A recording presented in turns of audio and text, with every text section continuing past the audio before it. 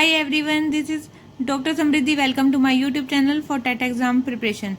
Today topic is guidance and counseling. Last video related थी हमारी teaching से, जो इसमें हमने देखा था टीचिंग से रिलेशन क्या है लर्निंग का एंड टीचिंग डिफरेंट कैसे है लर्निंग से। तो आज जो हम करेंगे चैप्टर 17 गाइडेंस एंड काउंसलिंग, यानी कि परामर्श और निर्देशन। निर्देशन से हम क्या समझते हैं? मीनिंग ऑफ गाइडेंस, निर्देश करना। The guidance refers to advice और information provided by a person of experience to solve a problem और इम्प्रूव समथिंग।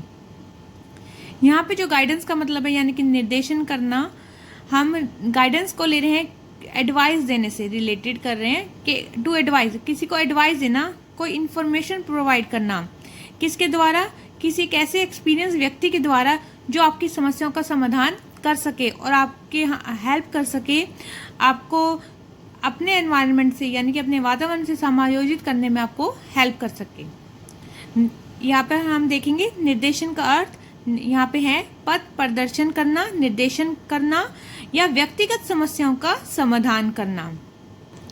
हम गाइडेंस को यानी कि निर्देशन को आदेश देना नहीं कह सकते। हमें यहाँ पे कोई निर्देश देता है, आदेश नहीं देता। आदेश यानी कि ऑर्डर नहीं कर रहा हमें, जिसे हमें मानना ही पड़े। यहाँ पे हम क्या कर रहे हैं? किसी एक एक्सपीरियंस व्यक्ति यानी कि एक अनुभवी व्यक्ति के द्वारा हमें जो गाइड किया जाता है उसे हम गाइडेंस कहते हैं। मानना या ना मानना वो हमारे ऊपर निर्भर करता है। इसलिए कभी भी निर्देशन को आदेश देना माना नहीं जाता। निर्देशन केवल सिर्फ व्यक्ति की समस्याओं का समाधान करना होता है। Next is the guidance is a process of helping young person to adjust to self, to others and to circumstances।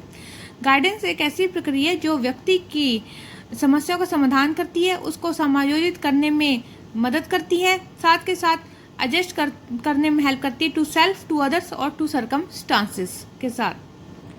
Guidance का जो ये अभिप्राय है वो है कि मनुष्य को यानी कि व्यक्तिगत समस्याओं का समाधान करके उसे भावी यानी कि फ्यूचर के लिए उसे तैयार करना, भावी जीवन के लिए उसको तैयार करना। एक्चुअली जो गाइडेंस है, जो उसकी नीड क्या है, क्यों हमें गाइडेंस की आवश्यकता पड़ती है? हम कह सकते हैं कि जो हमें गाइडेंस की आवश्यकता पड़ती है वो अगर हम स्कूल टाइम में देखें तो कई प्रकार की एजुकेशनल प्रॉब्लम्स हमें जब आती हैं तो हमें गाइड किया जाता है थ्रू पेरेंट्स, और हम कह सकते हैं पेरेंट्स के द्वारा, टीचर्स के द्वारा हमें गाइड किया जा सकता है। और साथ साथ हमें कोर्सेज को चयन करने, सिलेक्शन करने में भी आसानी होती है। हमारी जो इनडिसिप्लिन आते हैं उनको सॉल्व कर सकते हैं इजीली। हम बच्चों के नंबर को इंक्रीज कर सकते हैं, बच्चों की प्रॉब्लम को सॉल्व कर सकते हैं, उनकी आने वाली जो रुकावटें होती हैं स्टडी के टाइम में उनको सॉल्व कर सकते हैं। तो गाइडेंस की हमें इसलिए आवश्यकता पड़ती है।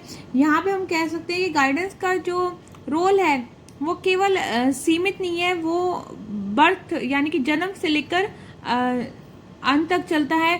हम बच्चे को जन्म से लेकर अंत तक गाइड कर सकते हैं, हमें भी गाइडेंस मिलता रहता है। तो हम कह सकते हैं हम भी किसी की तरह गाइड होते रहते हैं। बैकवर्ड चिल्ड्रन और हम कह सकते हैं गिफ्टेड चिल्ड्रन के लिए भी गाइडेंस के लिए बहुत आवश्यकता होती है।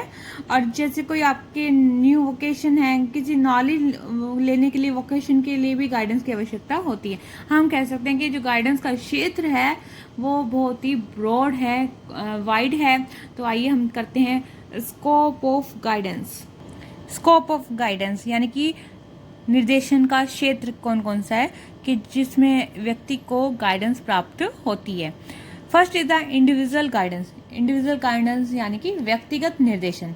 यह व्यक्तिगत निर्देशन जो है व्यक्तिगत संबंधी समस्याओं का समाधान करने में व्यक्ति को गाइड करता है, पथ प्रदर्शन करता है, यहाँ तक कि अपने वातावरण के साथ समायोजन करने में भी सहायता प्रदान करता है। जितनी भी कह सकते हैं पर्सनल प्रॉब्लम्स होती है उसमें वो ये हेल्प करता है। Second is the social guidance. Social guidance में सामाजिक निर्देशन। सामाजिक निर्देशन समाज से संबंधित होता है तथा नागरिकता से संबंधित भी होता है। जैसे कि सामाजिक व्यवहार के बारे में सूचनाएं देना, उनको ट्रेन करना, नागरिकता के संबंध में परामर्श देना, सामाजिक कार्यक्रमों में का आयोजन करना। तो हम कह सकते हैं एक व्यक्ति को अच्छा नागरिक बनाने के लिए हम बच्चे को या व्यक्ति को सामाजिक निर्देशन दे सकते हैं। Third is the educational guidance. Educational guidance यानी कि शैक्षिक निर्देशन। शैक्षिक निर्देशन से आपको समझ आ गया होगा कि ये रिलेट करता है बच्चों की शिक्षा से, एजुकेशन से। एजुकेशन प्रॉब्लम जितने भी बच्चों को आती है या स्टूडेंट्स को आती है, वहाँ पे हम बच्चों को एजुकेशन गाइड करते हैं, उनको मार्गदर्शन देते हैं।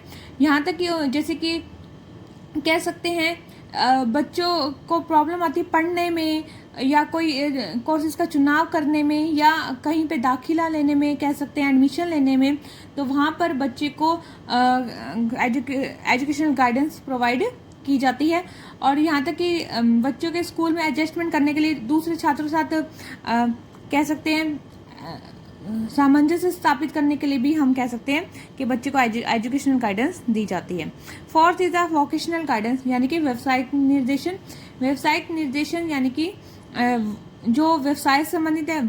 आपने देखा होगा वोकेशन जो है डिफरेंट टाइप्स के होते हैं, हर बच्चे की रुचि जो होती है अलग अलग होती है, तो बच्चे का जो चुनाव होता है, चयन होता है वोकेशन के लिए, वो भी अलग अलग होता है।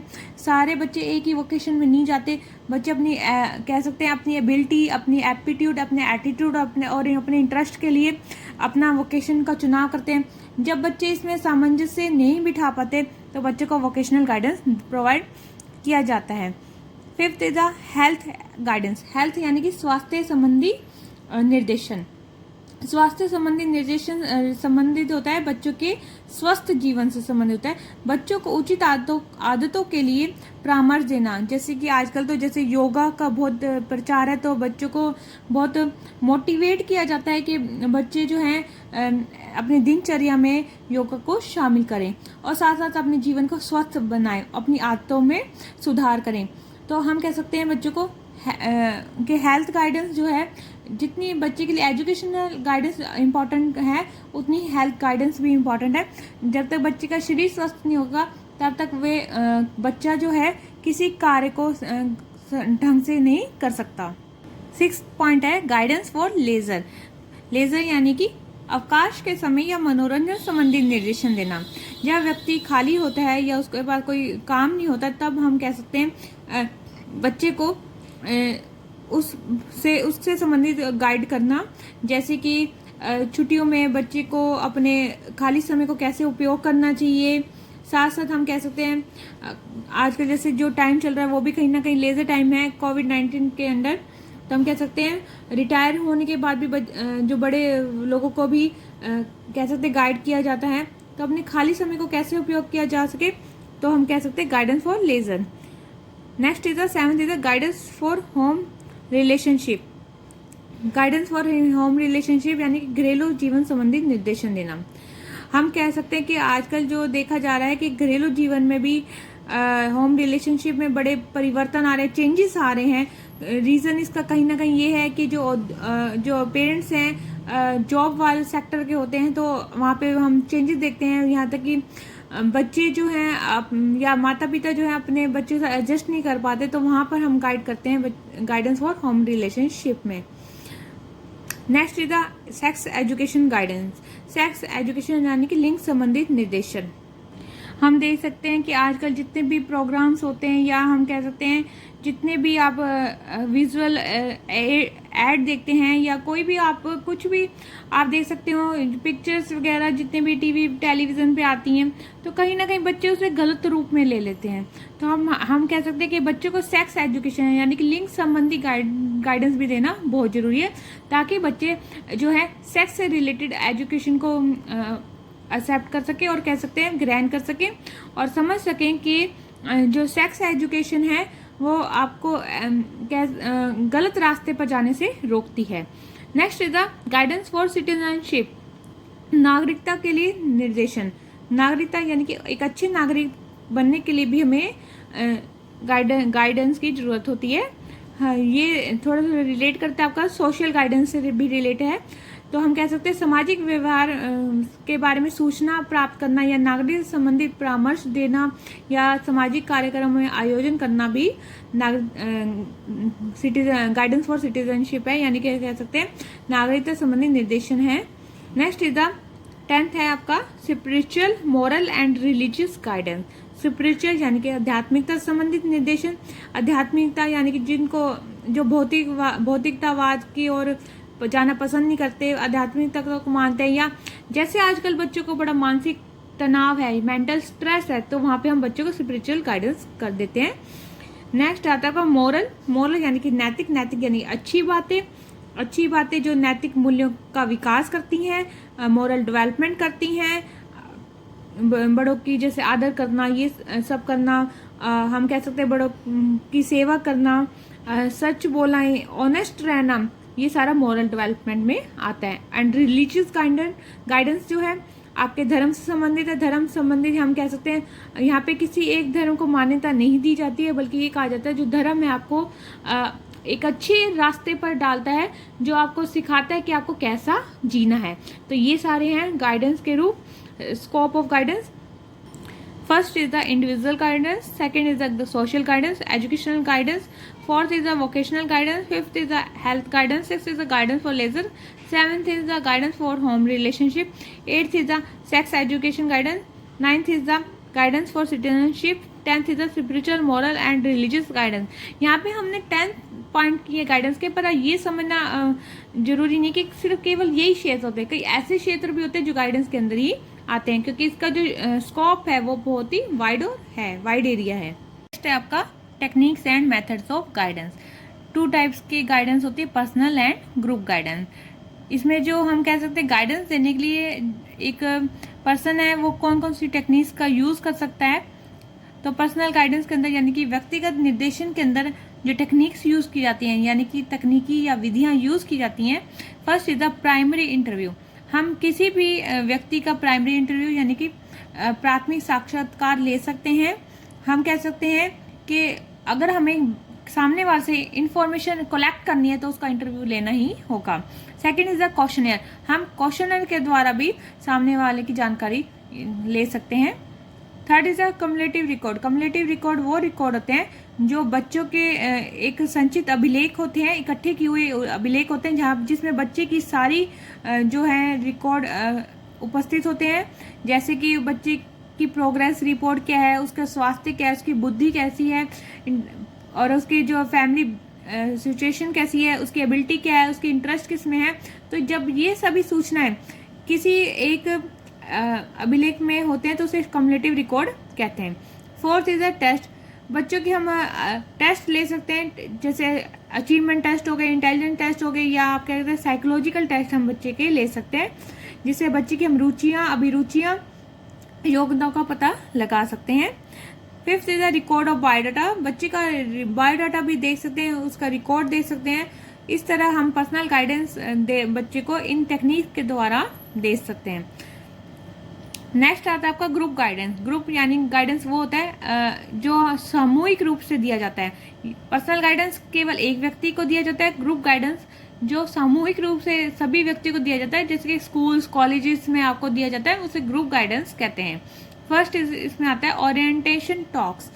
ओरिएंटेशन टॉक्स वो होती हैं जिसके अंदर हम कह सकते हैं सभी विद्यार्थियों को किसी चीज का चुनाव करने के लिए, यानी कि प्रॉब्लम जैसे कि किसी आपने कोर्स में एडमिशन लेना है, तो उसमें आपको एडमिशन लेने से पहले आपको ओरिएंटेशन टॉक्स दी जाती हैं, यानी कि वार्ताएं की जाती हैं, और हम कह सकते हैं इसमें आपको गाइडेंस प्रोवाइड की जाती है कि आपको कौन से कोर्स का चुनाव करना चाहिए।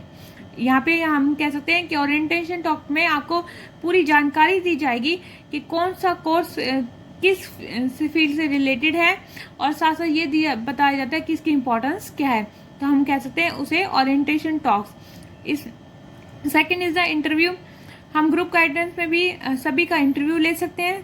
Third is the psychological test. मनोवैज्ञानिक जो है परीक्षण ले सकते हैं बच्चों का। मनोवैज्ञानिक परीक्षण के अंदर आपके सृजनात्मक यानी क्रिएटिविटी टेस्ट आ सकते हैं, एप्टीट्यूड, इंटरेस्ट, आपके एबिलिटी टेस्ट आ सकते हैं। Fourth is the profiles. Profiles के अंदर विद्यार्थियों की हम कह सकते हैं सभी योग्यताओं क्षमताओं का पता लगाया जा सकता है उसमें। नेक्स्ट इज आपका आता है follow up work. Follow up work जो है एक तरह से इवैल्यूएशन से रिलेट करता है कि जो भी बच्चे को गाइडेंस दी गई थी क्या उस क्षेत्र में वो प्रगति यानी प्रोग्रेस कर रहा है या नहीं कर रहा है। तो ये थे आपके टेक्निक्स और मेथड्स आपके गाइडेंस के, पर्सनल गाइडेंस और ग्रुप गाइडेंस में किस प्रकार की टेक्निक्स का यूज किया जाता है। नेक्स्ट टॉपिक है guidance service in school. School के अंदर बच्चों को कैसे गाइडेंस सर्विस प्रोवाइड की जाती है। अकॉर्डिंग टू मेयर्स के अनुसार हम कह सकते हैं कि जो हमारे एजुकेशनिस्ट हैं मेयर्स, उनके अनुसार हम कह सकते हैं फर्स्ट है वोकेशनल इंफॉर्मेशन सर्विस। बच्चों को व्यावसायिक सूचना सेवाएं प्रदान की जा सकती हैं। बच्चों की योग्यताओं के अनुसार और अभिरुचियों के अनुसार बच्चों को हम व्यवसायिक संबंधी इंफॉर्मेशन दी जा सकती है। Second is the self inventory service. Self inventory service जो है बच्चे अपने आप को स्वयं को जानने की कोशिश करते हैं और यहाँ ऐसी प्लानिंग करते हैं ताकि आप वो आगे फ्यूचर में प्रोग्रेस कर सकें। Third is the individual data collection. यहाँ पे हम कह सकते हैं इंडिविजुअल डाटा कलेक्शन के अंदर व्यक्तिगत आंकड़ों से संबंधित है।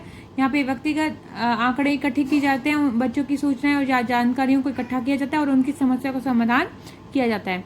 Fourth is the vocational preparatory service. व्यावसायिक तैयारी सेवा। व्यावसायिक तैयारी सेवा यानी कि बच्चों को नौकरी से पहले का परीक्षण देना, प्री सर्विस ट्रेनिंग करवाना, जैसे कि बीएड है, आईटीआई है, एमबीबीएस है आदि कोर्स नौकरी से पहले का परीक्षण देते हैं। इस प्रकार की सर्विस जो होती हैं बच्चों को कह सकते हैं कि उनके वोकेशन के लिए तैयार करवाती हैं। ऐसी सेवाएं जो बच्चों को फ्यूचर के लिए तैयार करवाती हैं, ट्रेन करती हैं। Next is the counselling service. Next आता है आपका काउंसलिंग सर्विस यानी कि परामर्श सेवाएं। परामर्श सेवाएं वो सेवाएं होती हैं जो किसी ट्रेन व्यक्ति के द्वारा दी जाती हैं, तो हम उसे कहते हैं परामर्श सेवाएं।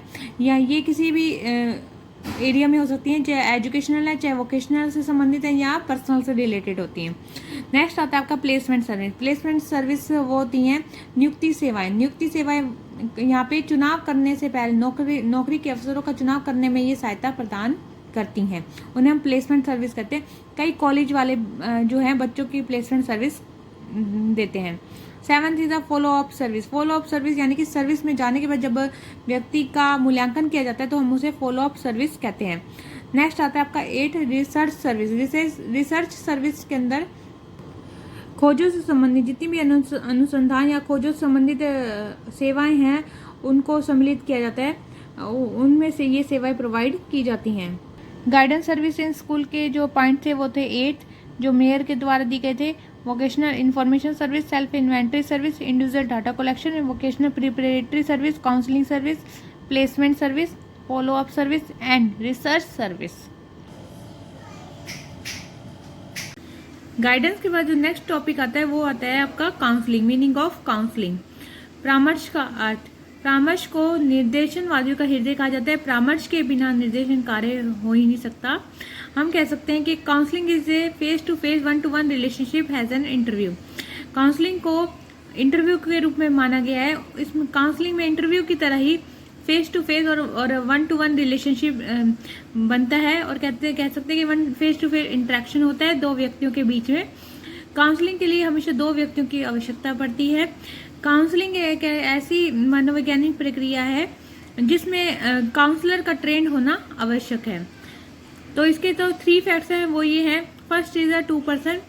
काउंसलिंग के लिए 2 पर्सन का यानी कि 2 व्यक्तियों का होना आवश्यक है, एक काउंसलर और दूसरा काउंसलिंग, एक परामर्श लेने वाला और एक परामर्श देने वाला। इंटरेक्शन, अंतःक्रिया, इन दोनों के बीच में अंतःक्रिया का होना आवश्यक है, जहां पे एक सूचनाएं प्राप्त करता है और दूसरा सूचनाएं प्रदान करता है। थर्ड है आपका need of train person. Counselling के लिए एक प्रशिक्षित व्यक्ति का होना आवश्यक है, साथ में नॉलेजेबल पर्सन यानी कि जिस व्यक्ति को समस्या संबंधित ज्ञान हो ऐसा व्यक्ति होना चाहिए। हम कह सकते हैं परामर्श के कार्य के लिए प्रशिक्षित और अनुभवी व्यक्ति का होना आवश्यक है। इस प्रकार कह सकते हैं परामर्श का अभिप्राय है 2 व्यक्तियों का संपर्क जिसमें एक व्यक्ति को किसी प्रकार की सहायता दी जाती है। नेक्स्ट जो कॉन्सेप्ट है वो है टाइप्स ऑफ काउंसलिंग का।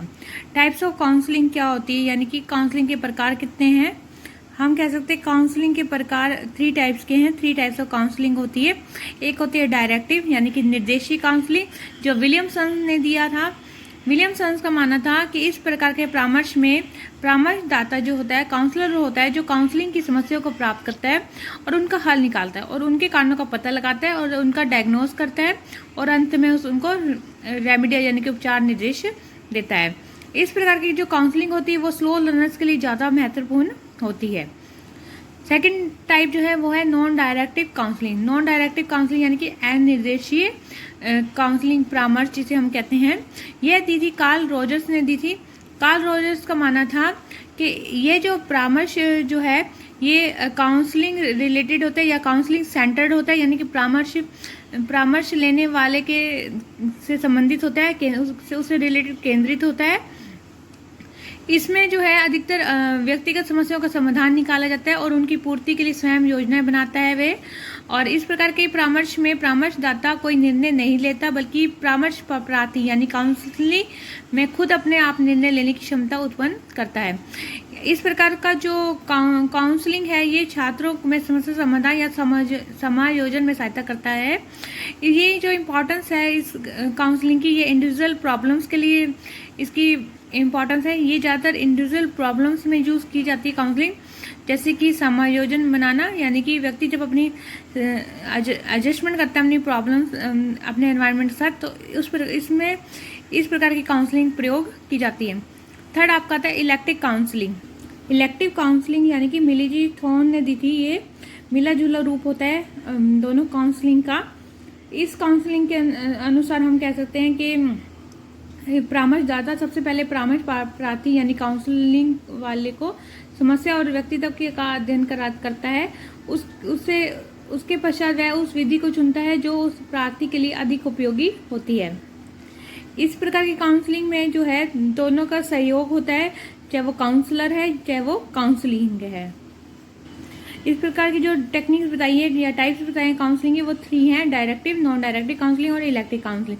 डायरेक्टिव काउंसलिंग केवल काउंसलर सेंटर्ड होती है। नॉन डायरेक्टिव जो काउंसलिंग होती है वो काउंसली सेंटर्ड होती है।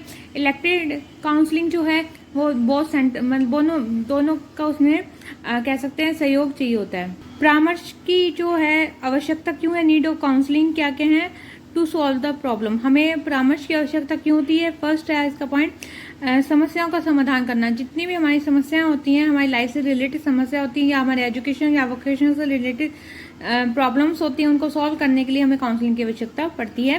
सेकंड, टू एडजस्टमेंट, अपने एनवायरनमेंट से एडजस्ट करने के लिए। टू सेल्फ, खुद के साथ एडजस्ट करने के लिए, दूसरों के साथ एडजस्ट करने के लिए और एनवायरनमेंट या सर्कमस्टांसेस के साथ एडजस्ट करने के लिए हमें काउंसलिंग की आवश्यकता पड़ती है। थर्ड है टू अचीव द गोल, लक्ष्यों को प्राप्त करने के लिए भी हमें काउंसलिंग की आवश्यकता पड़ती है। जो भी हम लक्ष्य डिसाइड करते हैं अपने लाइफ को बेटर बनाने के लिए या हम कह सकते हैं आगे प्रोग्रेस करने के लिए, उसमें भी हमें काउंसलिंग की आवश्यकता पड़ती है। टू क्रिएट द एनवायरनमेंट, अपने अनुसार वातावरण को बनाने के लिए भी हमें काउंसलिंग की आवश्यकता पड़ती है। फिफ्थ आपका आता है बेनिफिशियल फॉर स्कूल गाइडेंस, जितने भी हम कह सकते हैं स्कूल गाइडेंस के लिए भी उपयोगी है। जितने भी स्कूल प्रॉब्लम्स होती हैं या एजुकेशन से रिलेटेड प्रॉब्लम्स होती है उसमें भी हमें काउंसलिंग की आवश्यकता पड़ती है।